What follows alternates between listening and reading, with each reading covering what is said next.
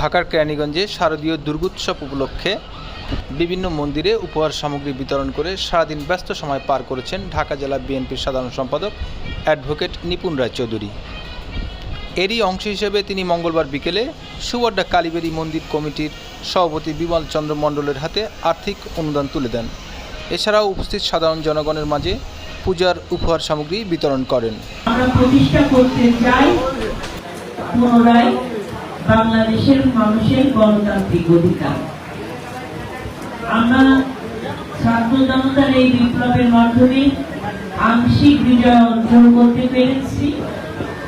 চূড়ান্ত বিজয় ওই দিন অর্জিত হবে যখন বাংলাদেশের জনগণ তার ভোটের অধিকার প্রয়োগ করতে পারবে এবং জনগণের সরকার প্রতিষ্ঠিত হবে।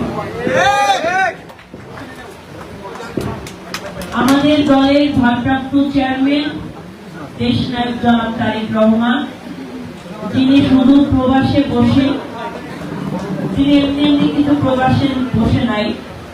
আপনারা সকলেই জানেন শেখ হাসিনা তার ষড়যন্ত্র মধ্যে জিয়া পরিবারকে প্রথম টার্গেট করে রেখেছে এবং সেখানে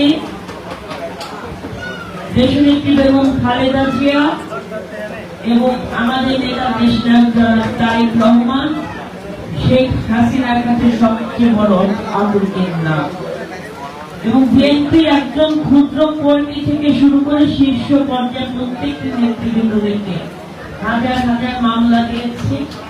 এই দীর্ঘ 16 বছর ধরে খুন করেছে, হত্যা করেছে। অপরাধ শুধু আমাদের এটাই, আমরা বাংলাদেশ জাতীয়তাবাদী দল গণমানুষের অধিকার প্রতিষ্ঠার জন্য রাজনীতি করি, গণমানুষের জন্য রাজনীতি করি, দেশ এবং জনগণের জন্য রাজনীতি করি। এটাই হচ্ছে আমাদের অপরাধ। এই অপরাধ শেখ হাসিনা বাংলাদেশ থেকে সকল জনগণের গণতান্ত্রিক অধিকারকে হরণ করে রাষ্ট্রযন্ত্রকে ব্যবহার করেছে জনগণের বিরুদ্ধে।